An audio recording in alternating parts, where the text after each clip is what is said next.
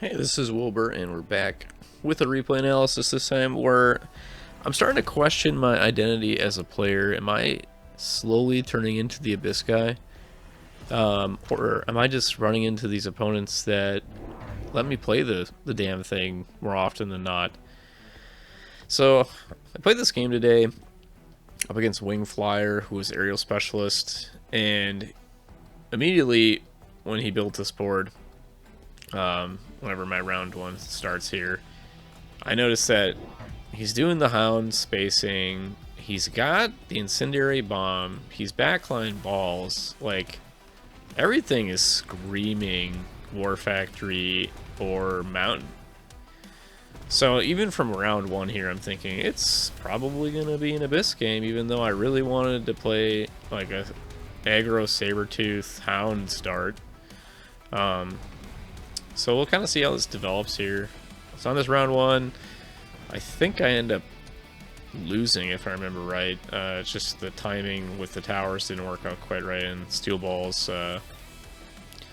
do tend to eat Sabertooths for lunch, but I might be wrong here. The balls might die to the sabers. Yeah, looks like I got it with the sabers this round. Maybe it's next round that I end up dying to the timing.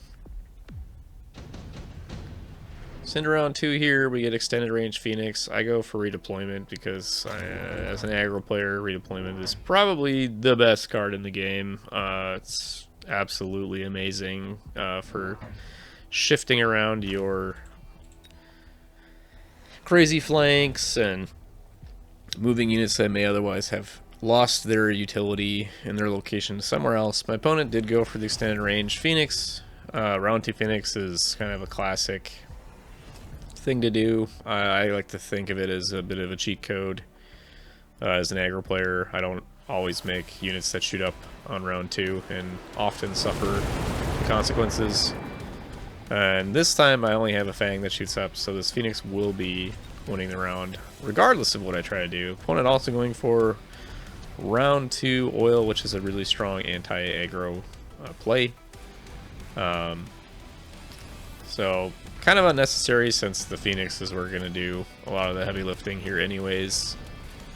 But if you want to get the most out of Oil, getting it round 2 is definitely the way to get the most recurrences out of it. So if that's a tip, if you're having issues with aggro, try the round 2 Oil. It's definitely a strong thing. Also, round 2 Phoenix is a very strong play into aggro boards.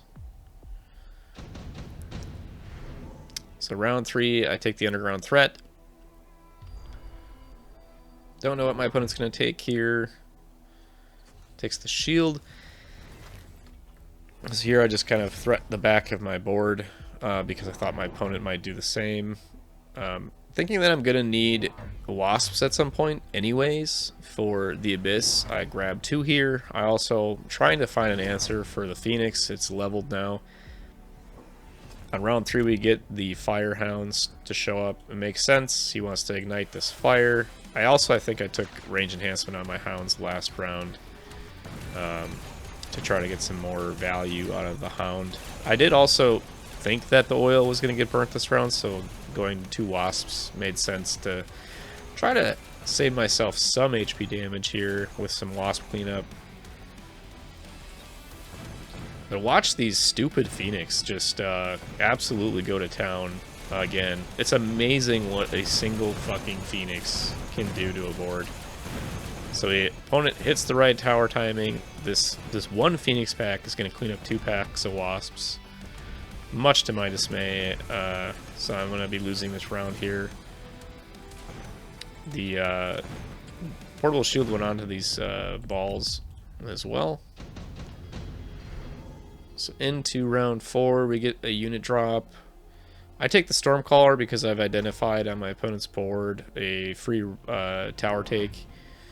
I don't remember what my opponent does here, but one of the things that I've noticed about a lot of these people that do these copy-paste boards is their initial placement often fails to have something in front of the tower.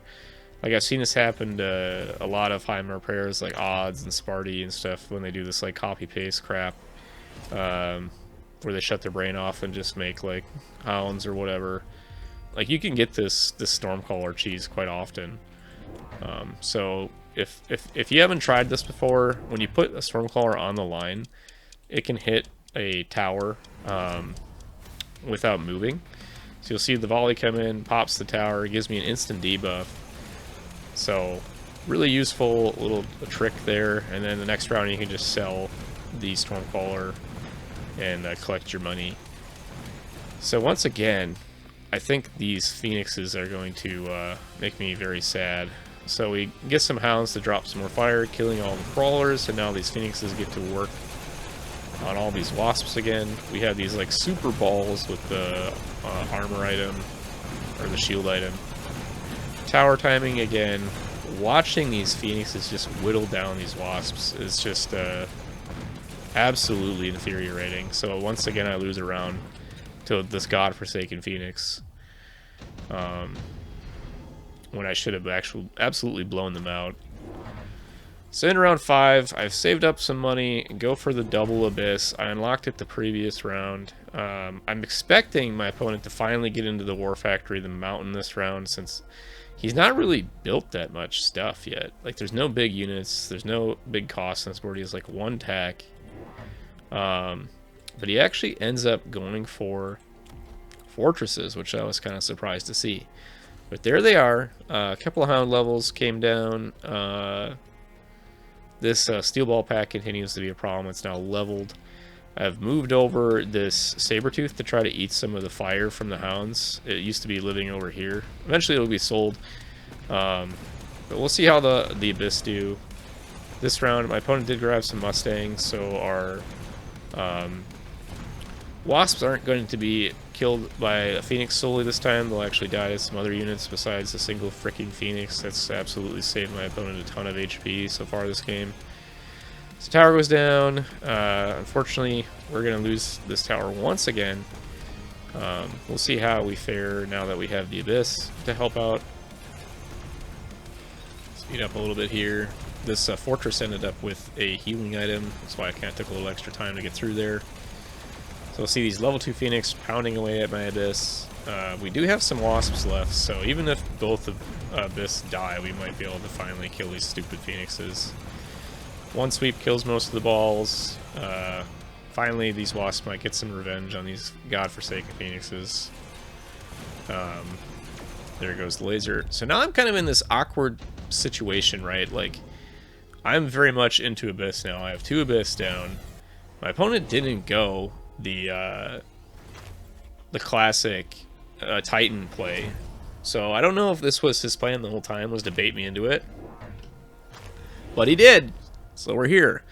So thinking that I'm kind of in a bad spot and melters might be in my near future, I go for the Dark Companion to try to once again fill up the air with some more units besides the Abyss. So Dark Companion's grab to try to soak up some of that damage and also clear some chaff. You know, we still have these Hounds burning all my ground units, so I need something that's going to clear the chaff because my Hounds are dying to fire, which is a big sad. So grabbing Dark Companion first this time. I think the last few Abyss games I've played, I've gone either like Fart or Vertical Beam first, but this time it's the Dark Companion. Finding a few Phoenixes, but the big level 3 Phoenix is going to get the angle on this first Abyss, and it's going to go down. We still haven't taken down this level now 4 tower. My opponent dumping a lot of resources into this thing, knowing that it's his weak spot. And we lose a second mountain to the big Phoenix. Our tower goes down about the same time. Our tower, I think, is only level 1, so debuffs a lot longer. Just working through these big steel balls here. Just a few Mustangs and the big Phoenix left. We do get the round 6 win with the 3 Abyss on the board. My opponent kind of getting another boon here. He gets the Farseer, great anti-air unit.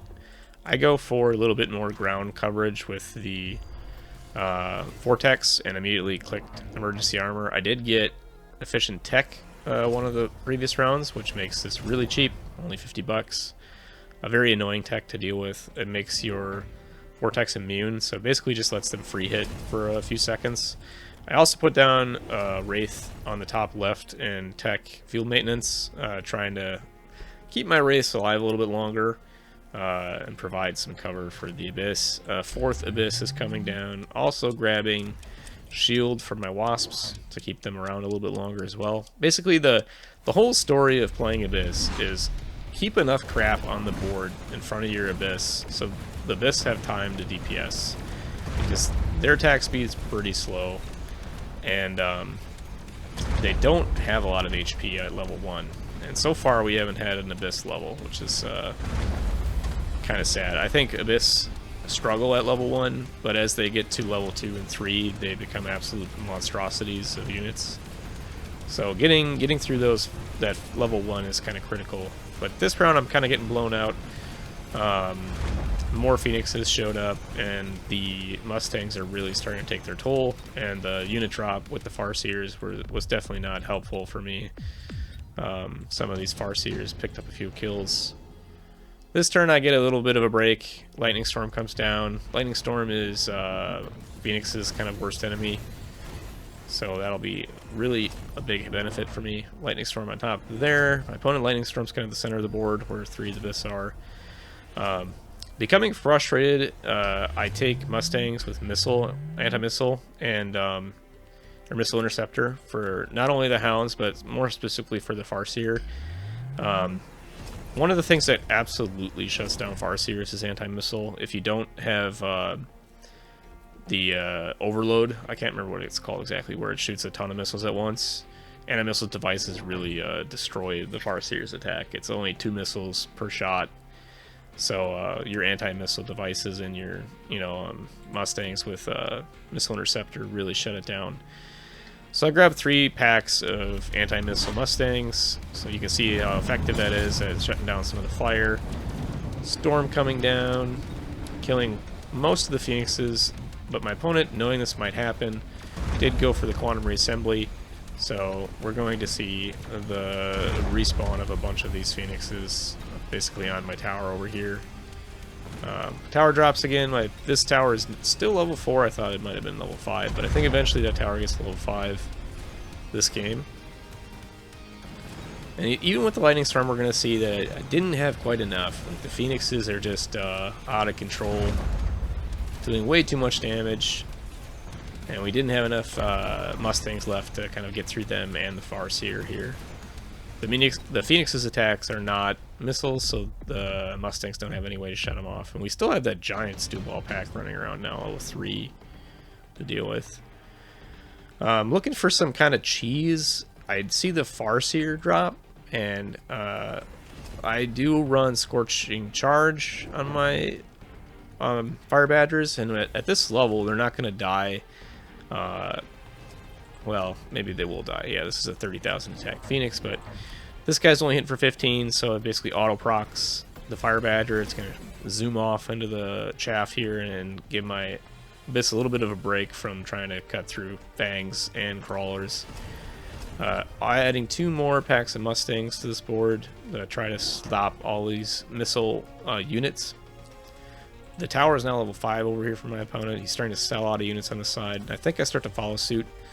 I think this Wraith is the first to go. Yeah, it's gone this round.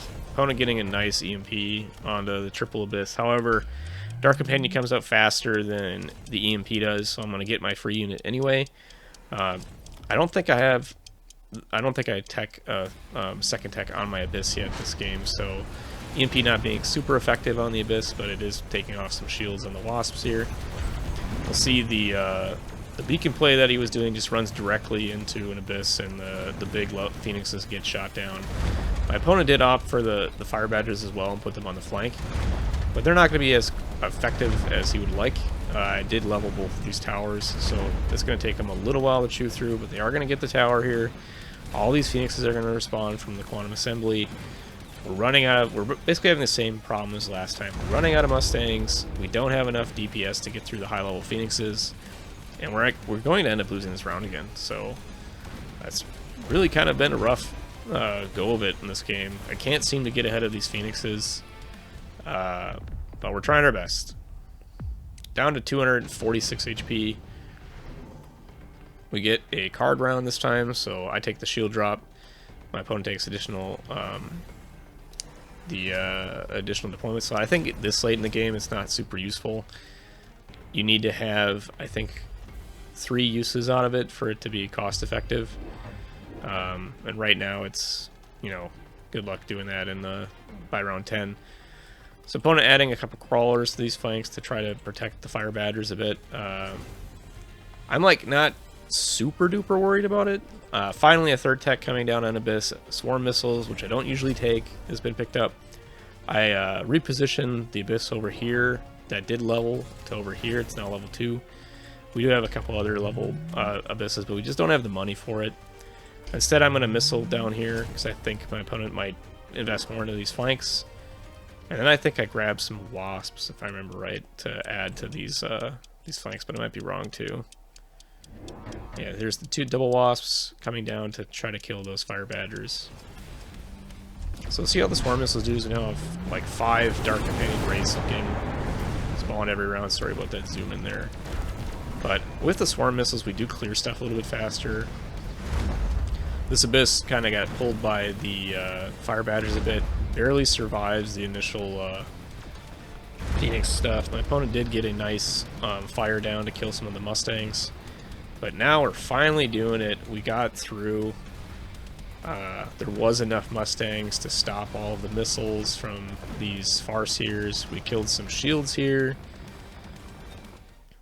We're on the board. And it's a pretty big win. Dropping our opponent all the way down to 700.